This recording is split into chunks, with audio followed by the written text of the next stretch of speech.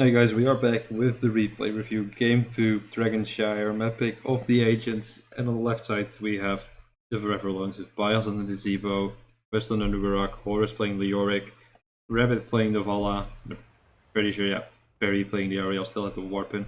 And on the right side we have Agents with Frog on the Muradin, Tantri on Malv, Tetsu on Greymane, Synatek on Artis, and Sauce playing the Kiltas. So, before you start the game, you're gonna look at like, what is my win condition?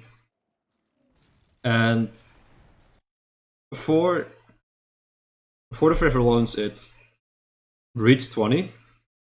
Ideally, don't be more than one keep down. Have Violent Vection done on the Zebo, make sure he gets his stacks at 20. And then keep fighting and win the game, because that's how strong the Zebo is. For Agents, it's kill them all the time, deny the Zebo stacks, end the game before 20. Like, they really need a lot of DKs, and they need to open up bot lane, ideally early, but it could also be mid lane. Bot is a bit more valuable because of the siege camps.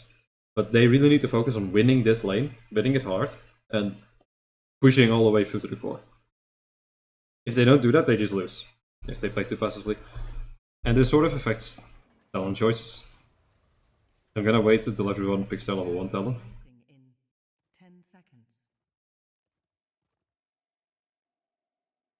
And we actually see, I'm gonna disable these controls actually. We see something a bit curious here. Horus, again, just like in the last game, starting top lane. Now this isn't the Haka, so he doesn't need to farm the essence from mid first. But there's still this exact same situation of like, you are not doing anything here. Like, minions are arriving here first. People like squabble over the minions, try to get an early pick, get a lead and get ahead of rotation with the extra wave clear that like the 5th person would offer you. Stop, you're just like sitting still doing nothing. What you can do is in some cases like you go sit here in this bush, ideally like with another person with a tank, and you try to collapse on someone that doesn't notice that like 2 people are missing. They rotate, like they go through this bush, they go here, like you normally would, and then you're in this bush and you're like, okay, cool, you know, 3 kill, or at least you chunk them out. Leoric can do that, like, he can actually trade into Greymane if he manages to like get the slow off and get the drain. Then Greymane is forced to disengage, he's gotta take some damage. Like, that would have been a plan, but if you just sit still, idly top here, that's not doing anything. As for talent choices, it's really important that like that Leoric understands the matchup, and that the format understands how they need to play this. Because they want to make this game last long, they want to drag it out, they want to like play it slow. So ideally, Leoric needs to know how to control this point for the most amount of time possible, because the longer he stalls the DK for Agents, the better chance the Forever Loans have to hit 20 without being too much down in the game. Like, too many structures down. And he actually, like, normally if you lane against Artis, it's really nice that they block on level 1. But Leoric really doesn't need block to win the laning matchup against Artis. So if Artis was going top, this wouldn't really matter. And if Greymane is going top, then Hopelessness is actually better. Like, block against Greymane, you might think like strong autos, it's valuable. But Greymane just strips them with his ranged autos, and to trade into Greymane, you really need to drain Hope to hit. You need it to stick on him. And with this talent, it's harder for Greymane to both dodge it and to disengage if he's in melee range, because the range is that much bigger, so he can't safely escape if you keep walking along with him while he uses his mobility. So Hopelessness is actually the right pick in this lane, against Greymane specifically. Other talents are all fairly standard. Auriel actually picked up a bit more wave clear, so she can sort of help Mazibo stack a bit faster. She can offer zone clear in this format, but not taking Swift Sweep here is really dangerous, because Auriel has to stand still while she uses her Q. And standing still means you're an easy target to hit with Artis Root, with Malfruit, with KT Stun, with Stormbolt. Like, you're rooting yourself for longer by taking this talent. It's really risky to take, especially into a Malf who can take the ranged upgrade on 4, and like can basically root you from any position. And the other talents here for the Agents are all fairly standard.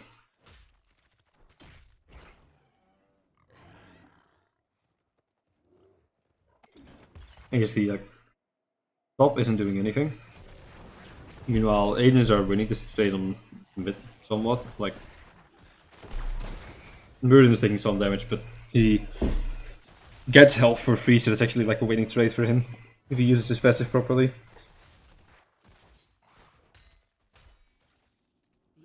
And now,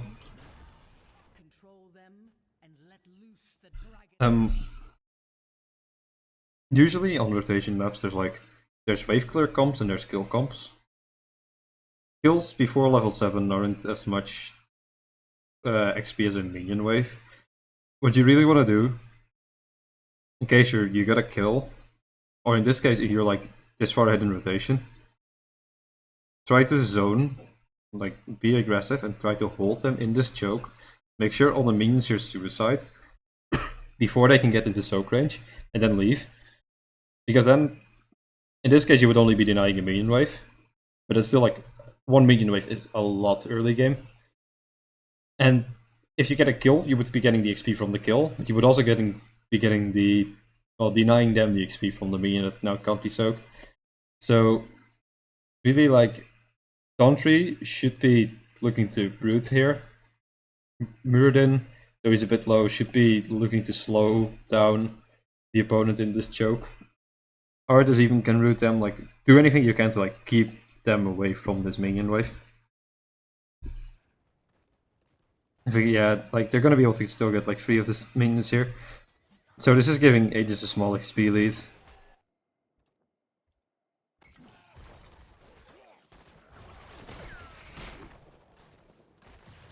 And now, they don't have the scouting drones, although they don't control the vision here. Which makes it a lot easier for the agents to rotate. You can see Fro is just hovering in this middle area, like getting the soak on mid. He's looking to pressure people in this Bermuda Triangle. So far, Leoric is winning the point. Funny thing with Leo, his skeletal swing is like it sort of resets your auto attack animation. So when you're laning, what you look to do is like you auto attack, you Q the entire wave. Like you Q in, like in the position he's queuing now, he's gonna hit the entire minion wave. But then like after you do the skeletal swing, your auto attack timer sort of resets, like the animation cancels, and then you can get another auto in. So it's a small DPS increase, but it actually makes you clear the wave a bit faster. Get like you attack the wizard, you Q, and you attack the wizard again, and you get the globe instantly. Then you spread your auto attacks over the backline, and then you Q again in 8 seconds, and then you like clear the wave. That's like the most efficient way to do it in Leo. Instantly popping Q and not auto attacking first is a DPS loss. So it's like one of like the small ways you can optimize your laning. Now both teams here are missing a bit of soak on mid. West is gonna go rotate to get it, so are the frontliners for the agents. Vios here is now already getting low on mana. So now he needs to like auto attack minions to get his poison ticking for the stacks. He will get a mana sustain talent on level 4 though, so that's gonna help him.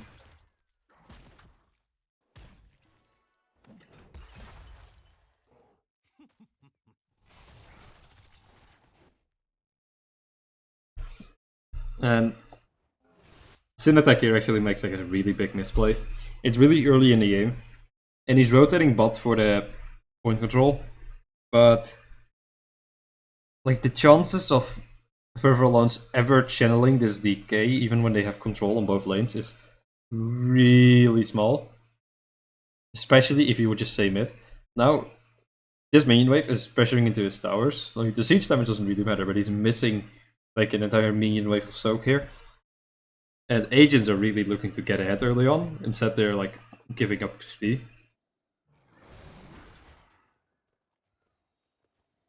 I believe Frogir got one of the minions still. That was it. And yeah, I'm just gonna wait for everyone to pick the level 4 talents first. Again, Fervorlons control the point now.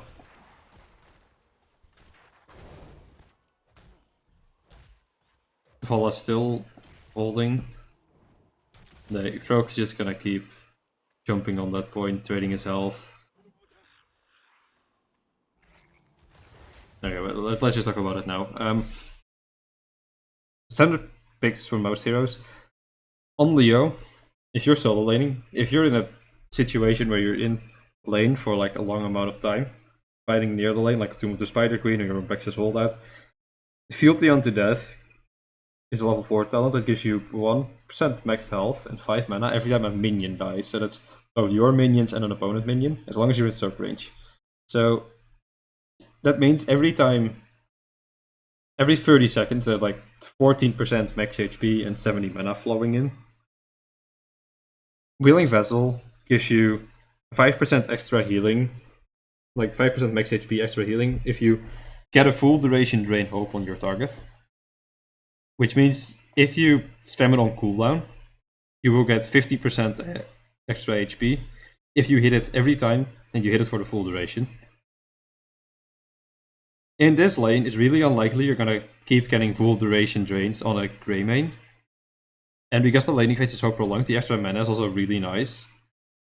So Fealty onto Death is actually like really hurting Horus here, because if he's getting pressured, he can't go for the Drain Hope play on the Grey main, because Grey main, if he dodges it, isn't like can execute him. But if he's getting pressured, minion waves will be pressuring into him. And that means HP is flowing towards him because he gets healed from them. Like, Fealty is so much more useful in solo laning situations. Willing Vessel is really only a pick when you are in the lane a lot, and your opponent also doesn't have any burst or hardened boats to get value from. And another thing here is Anubarak went Legion Appeals at level 4, which means he's likely going Leeching Scarabs at level 7. Auriel is really poor at sustain healing in PvE, as I said earlier in the draft. So Anub getting some chip sustain, especially out of fight, is actually pretty relevant. And this is one of a few legit situations to go Legion of Beetles in and Leeching Scarabs. Also, Malfurion has Eludis Grace now, which means the Auriel that doesn't have Swift Sweep is really at risk of getting rooted.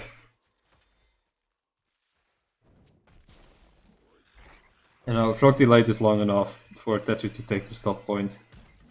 Oh, another thing. If you're laning, in general, you don't want to be like standing inside your minion wave, because most like heroes have a AoE ability, and if you're standing in your minion wave, you give them the ability to hit both you and the minions at the same time with one skill, so they don't have to choose between damaging you or the minions. But especially against Greymane, standing behind the minions means he can cocktail the minion, and then the splash is going to hit the hero, and the splash does like most of the damage. The impact doesn't do a lot. Really, like, a Leo should always be here or here. Or if you're not intending to contest at all, like, you're here, so you're in soak range, but you're not in splash range anymore. Standing inside the minions is just giving the Greymane a lot of value. Throw Kyrian's like just holding that soak, keeping vision on the Zebo.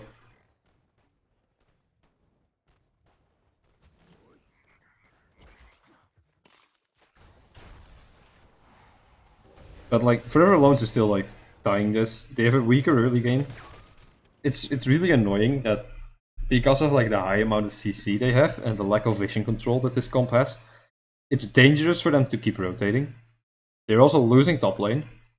So if they rotate and they get picked off, that's going to be a Dragon Knight going over to the Agents007. And if the agents get a Dragon Knight, then they're going to get ahead in XP, and that gives them the potential to snowball. So what they're doing is they're parking the Zebo mid. They aren't rotating because it's dangerous to rotate here without knowing where the opponent is, because you lack vision control. Like, West is busy holding bot, so he is not able to keep watching here. And because they don't have point control, they can't risk losing this point. So they just have the Zebo mid, and he's farming his stacks, but he's only farming like one wave every 30 seconds, which makes this really inefficient. So if they manage to kill the Zebo a few times, they can actually like deny him his stacks before he hits 20. Like, it's always worth against a Zebo comp Like, Nazebo is usually your highest priority kill target, just because he can't stack. You see a nice bit of chunk going down on Nazebo here. He shouldn't die though. Like, Frog is aware of the amount of CC the opponent has. That can interrupt his dwarf toss, so he's just playing far up, making sure that, like, he can trade health for tower shots just fine as long as he's sure he can get out. And there should be a pick here on the Areal. Yeah, the moment you get in that situation, like, you're pinned by the artist, you can whip him away, but then, like, he's gonna either root you or the Merton gets a Stormbolt. So it's a pretty rough situation to be in. Synatek actually taking a lot more poke than he is comfortable with. Vola's still holding level 4 and 7, which is really weird. Because there's not that many big decisions on that tier. Actually, a consideration with Leoric is on 7 the standard pick is Paralyzing Rage, because it gives you more peel. The slow is really powerful. But if you're playing this lane, you really need the slow on the Grey main to hit your Drain Hope. And if you're getting zoned from the minions, like, it's also nice if you have the increased range to still be able to, like, hit at least a decent portion, or ideally all of them. If the Grey main is slowed, you should, like, that range should hit, ideally. Like, you're gonna miss some anyway, but it's not the biggest deal. But, like, that increased range actually gives you more chances to slow the Grey main, better clear if you're getting zoned out. So in this lane, it's actually worth picking up Ghastly Reach on level 7. And we do now see Anouk going for the Leeching Scarab, so he's a bit more of the chip healing.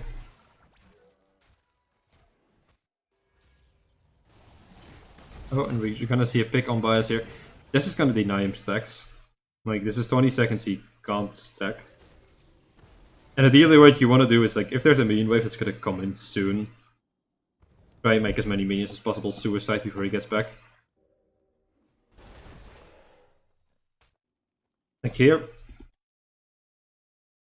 no one was here. No one was even here. Agents should have been, like, killing this wave actively and pushing it into towers. Because now West is able to walk up and soak this minion wave. Like, Agents is not actively controlling the waves. And it's really important that they try to get ahead as much as possible.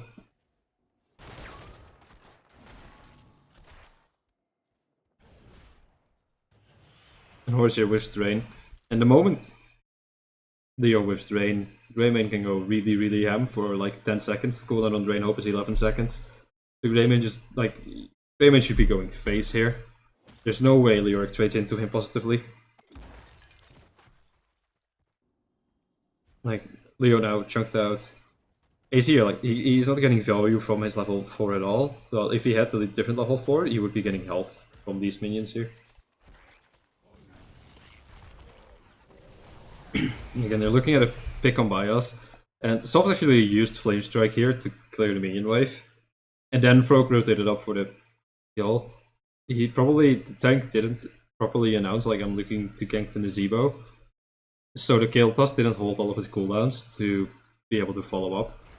Now, like, he gets stunned, he gets jumped on. The Gravity Lapse hit, the Living Bomb hits, but there is no Flame Strike. Because that's still on cooldown. Comes available now, but, like, it's not enough. He's already out.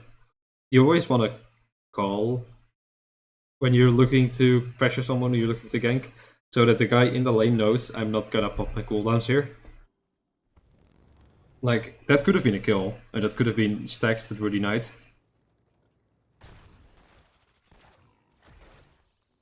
Now, Agents is level 10, so they are looking to force here, get the point back.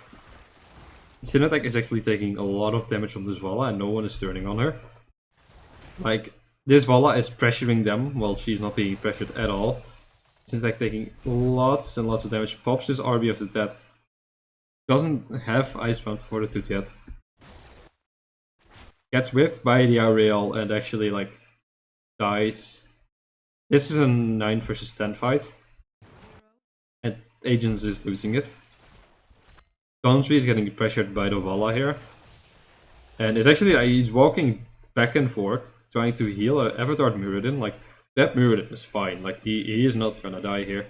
But Dondry is not moving out of the auto attack range and is actually gonna die here. So 9v10. 10v10 now because they got XP from the kills. And 2 people died on the side of Agents. And Rabbit here is 3. If someone is pressuring your backline like that, you need to offer counter pressure. And if it's just melees there, it can be really hard to pressure the backline. Which is why like all melee comps are really hard to run, because you need to either go on their face or you lose. And that's what you see here, like they're all melee, they're not jumping on the Vala, and they just get outtraded really hard.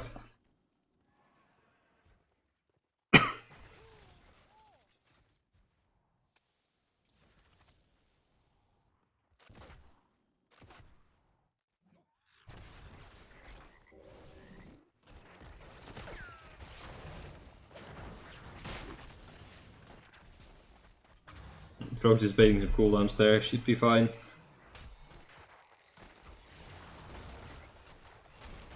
And here's the thing, like, Agents' comp, all the range damage is on Kiltas in the 4-man, realistically, like Malv isn't really range damage at all.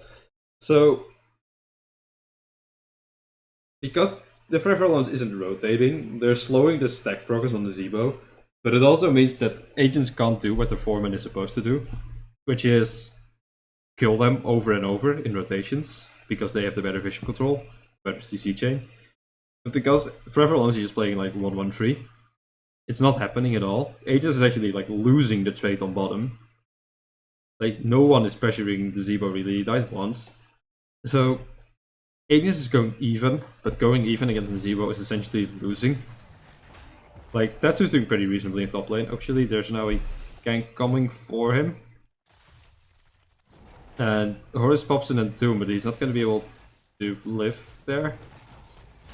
Tatsu can ult him for the kill. Does ult him, solves his top lane to hold his soak. Tatsu should be able to escape here unless Burrow Charge hits him. Oh no, gets away with 70 health. So like Tatsu now low on health is gonna have to tap and wait for a while. Ideally needs like a regen globe come in. And Tatsu is now going to contest the point at no health. When Soft's already rotated away. So if he jumps on this point, he's probably dead. Like he's coming, actually he goes in. He sees the opponent, but he still goes face. And dies. So this is point control now top. That actually means that... so the position they were in... Agents could have gotten this DK if the Kiltas had stayed top lane. But Kiltas rotated mid. Greymane died on the point, and they lost point control. And this now means Agents can't get a lead. Like, if they'd gotten this, they could have gotten the front walls here. Like, get front wall on both lanes. Or get a fort here and open up the lane for the keep eventually. Get the talent lead, and then keep brawling into them with that talent lead. To try, like, continuously try to fight them. Get the kills and snowball the game from that point. But now the point control is actually going over to the Forever Loans. Muradin is top, like... Leoric is never gonna kill a Muradin really, unless someone helps him interrupt the Dwarf toss. Unless the Muradin is like really, really bad.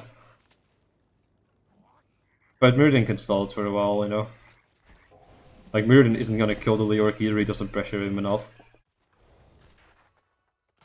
Frog actually like looking to engage here.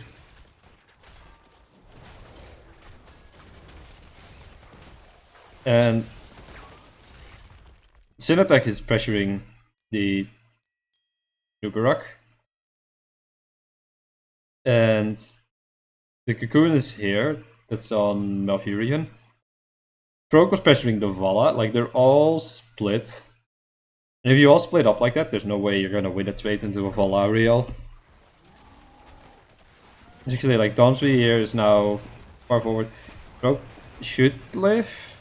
Yeah, he does live, but the Melf dies here. Artis should be able to walk away. Yeah, he's able to walk away. But there again, like, talent tier up. Don't play the engage correctly, and they die. Like, Agents is really not playing the comp the way it's supposed to be played. And it's partially because they have to put a Greymane top to win the lane. Which means it's really hard to trade in this lane when your kill toss is your only range damage, really. And they're not rotating to let you get rotational picks. So the early Artist pick is like it's kind of hurting them because they can't put their bruiser top lane, which means they can't put they have to put Greymane top, which means their sustained range damage is gone from the 4-man. And also their best hero at doing siege camps is gone, so it's really hard to pressure this lane out. And with the comp that Feverlance is playing, like, they're content like sitting this out. Like, they're even ahead on the bot lane, but Agents are ahead on the top lane, but this is essentially like a winning situation for Feverlance. Murden looking to get the point. Frog actually misses the jump over the wall there. And Cinetic gets cleansed by Donsby, he's gonna be able to walk away. But like, Ford is going down now, the Zebo comp is ahead and pressuring. Frog actually gets whipped into the wall. Over there gets popped. If they can get a root here on the Nazebo should die. Stun hits. Violet Dream hits, but there's no root. There's the root. So Nazebo is gonna die here, but meanwhile Lyric is living in the back line. He has to go out there because he's eating a lot of flame strikes. Spreads a bomb to the Vala. The Vala actually roots, falls into the root. If you're Vala, you've got your passive, which gives you movement speed for the hatred stacks, which is also upgraded by Hot Pursuit on level 1. You should really never get hit by an Artist root, because you can just look at the Artist, like the wind-up is really obvious, and then you just like walk out of it, and if you need to, you vault. If you vault before Artist roots, Artist just predicts where you're gonna go, and he roots you, and that's actually like a pretty likely hit. So, vaulting before root is down is actually like kind of dangerous. Here, she's near her towers, and you know, Auriel is gonna have the whip available soon, so it's still fine, but it's a consideration to make. Like, do I have some telegraph mobility that Artist can punish me with?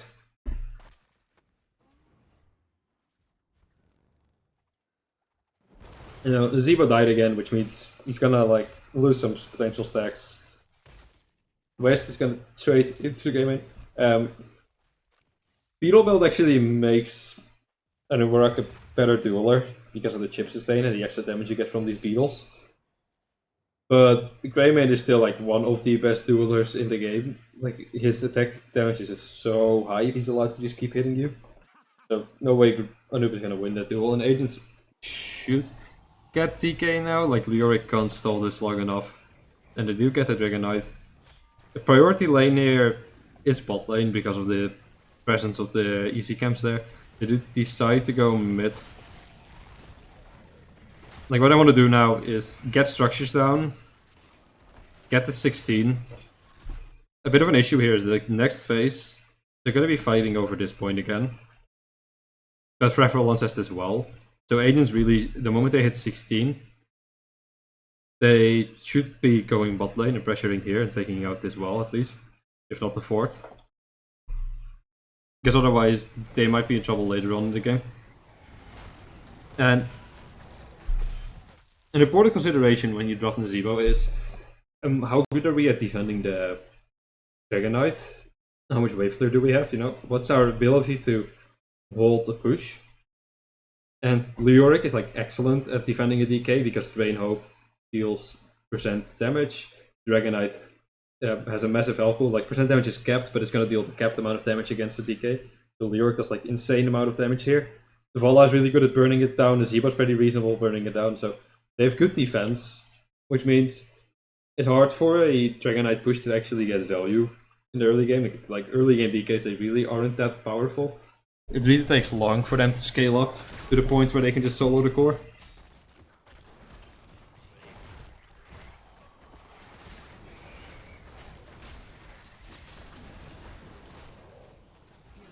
You know, like, okay, Leoric dies here, which is unfortunate, but it's still only Leoric.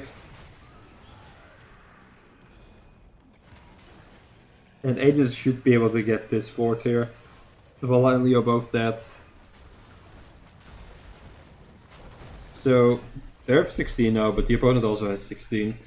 16 is a big spike for both teams, really. Like,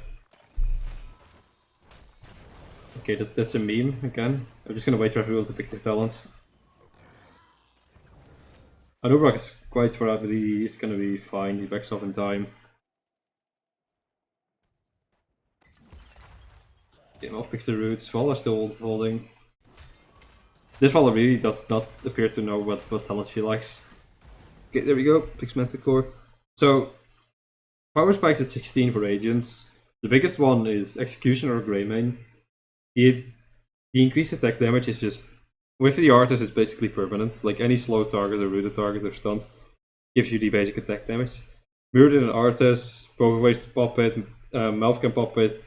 The Kiltas can pop it. So every other hero on the team can proc Executioner for the Greymane here. So this increases his ability to delete a backliner by like a really large margin. Fury of the Sunwell is an insane zoning tool, and if people are stuck in a choke, it's actually like really good team fight. If they get rooted by like an Artist level 16 and they eat both flame stacks, you basically win the fight. Like Remorseless Winter, you can really punish people if you manage to get in the middle of them. Stone Fortress Visual, survivability, Finish Roots is nice lockdown. That's like those are not the biggest deals. Spider Colony is a big deal for Nazebo. If he's at high health, he actually like the cooldown on spiders is so short that it's even now before Violent Infection he does really respectable poke damage. Unyielding Despair makes Leoric like really good at trading into melees and burning down Dragon Knight. Beetlejuice is a meme which should not be taken, especially like against an Artist. But still, Manticore is really good at burning down the low mobility melee like Artist. So Meridian's gonna get on their face. But if they can't pressure the Valla enough, the Valla is actually doing insane amounts of damage with this talent. Will of Heaven lets Valla carry a bit better early game. But it's a bit of a weird choice. Like, it synergizes with the Underbarak, I guess, with Beetle build, with Beetlejuice here. It synergizes with the level 20 for Leoric with Spectral Leech. But really, this is a... Like, this comp relies on the Zebo to carry them at level 20, really. And for that, you might as well pick up the ability power on level 16 of Auriel. So this works with the other three heroes. And even with Nazebo, because his basic attacks apply to poison. But doesn't make the most amount of sense here. Well, like both teams here have strong spikes, but this is really the time. Like Agents needs to kill them. Like sitting here, they need to clear these waves. They're getting pressured, but they really should be looking to aggressively push into their fort now. Like bring the issue to different villains. You can't sit on the map scouting them out, trying to pick a fight. You actually need to just force them to react. And if they don't, you take structures, which is a way of getting ahead. And if they do, you try to kill them because your team fight should be better into a Nazebo comp pre-20. Like now, Artist is mid. Like, Agents have to be in their face now. But because against an Nazebo comp, you can't play this passively. Like, you're actually just gonna lose if you play like this. There's zero pressure on the villains. They're actually like controlling the map better than Agents is. Which means, like, they're slightly behind in XP, but they're even in structures. Like, top lane is now equalized. They lost mid, but Forever lost to bot, which is actually a more valuable lane. So you could say, like, in terms of structures, Forever is, like, sort of ahead. They have a Zebo comp, like, they're not that far behind. They should be, like, really far behind at this point. Like, at this point, the game is basically... It's really hard to win for Agents unless they repeatedly team wipe at this point. They could have actually committed Tetsu there if Anubrak had a burn burrow charge to get on a point quicker. The thing is, if you don't see them here, agents shouldn't necessarily be rotating the points. They should just be hunting down forever loans. Like, you do not want them to hit the 20, so you need to team fight into them, even if you don't have like a concrete advantage, like we have 20 versus 18, because if you're gonna wait for your 20 to fight forever loans on the side of agents, then you're not gonna be able to win the game fast enough with the talent here to stall out for violent action. Like, they're sieging bot now, they're trying to open the lanes up, make sure that they have a way to win the game, potentially, if they get a Dragon Knight. But this should have been happening so much earlier. Like, this is way too late.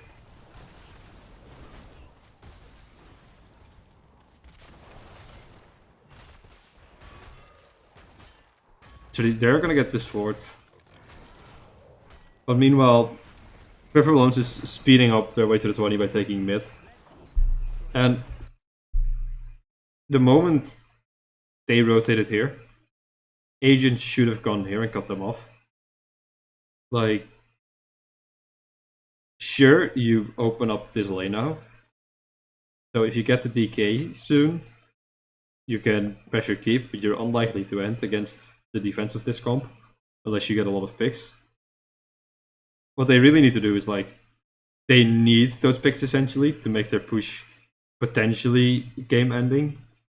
So letting Forever Alone's like grab this XP on mid for free with destroying the building, it's just another, like, it's getting Forever Alone's further ahead essentially. Like, they're actually like slightly ahead in XP now. Now, this Fiesta is, there's a Fiesta going down. They do manage to get a flank on them. Everyone's getting a bit greedy. They can't actually push into this wall, like, it's too dangerous.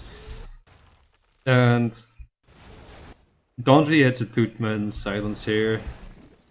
Ice block on the Zebo is going to prevent the damage from the Flame Strike. Tetsu should confirm the kill here on the Zebo. Actually, Vala dies, but Greymane dies for it as well. Zebo gets rooted. But a follow-up root from Dondry was not in place. And Zebo walks away, and then the Burrow charges away. And that's actually like a 2-for-1 in favor of the Forever Alones. Well, they were the ones being collapsed on. They should be the weaker team pre-20. Like, they were in a horrible position, but like, Agents is just missing their skill shots, not focus firing. Like, massive Fiesta at this point.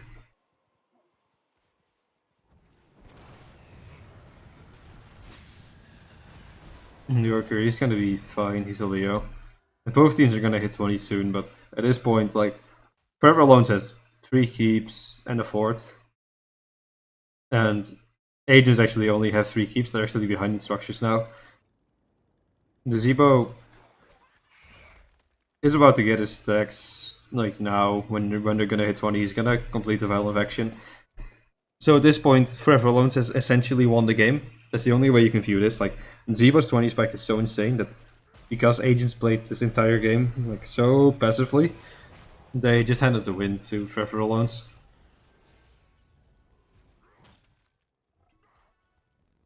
Like, now, it doesn't matter how clowny the team fights get, really. If you don't kill the Zebo instantly, his poison is gonna meme your entire team. Like, Leo is really far in the back. Genshin is gonna zone him a bit. The Zebo is further than the tank in this team fight. He actually might get blown up. Nice ice block, but the Nubrak is gonna die here. Zebo should die here as well. But you can see, like, Violent Faction is already doing its work. It's a 2-for-2 at this point. But it's actually a 2-for-2 in favor. Like, it's out 2-for-3 and a 2-for-4. Like, Forever Alone's played that, like, terribly. They played in a choke. Then the Zebo was further than the tank. They were grouping up the whole time. They were getting caught in Artis roots. Like, they clunked that really hard. But Zebo is actually just like carrying them massively. And the Rabbit is playing extremely well on his Vala.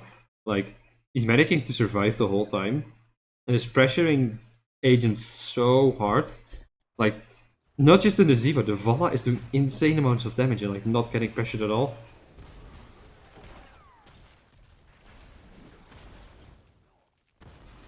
So they are free manning here. Taking a keep is a bit ambitious because they're sieging into a Geldas. And if they had another minion wave there, like or the camp was a bit healthier, they could have done this.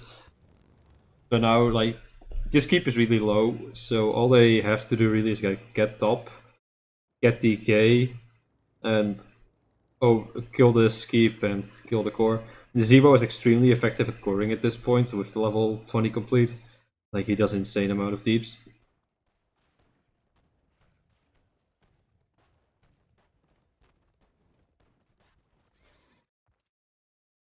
So Ariel's gonna cap the point. Leo is here, but he shouldn't be able to get the channel. Like KT will be there in time to interrupt. The Horus eats a flame strike. Walks back into the other flame strike.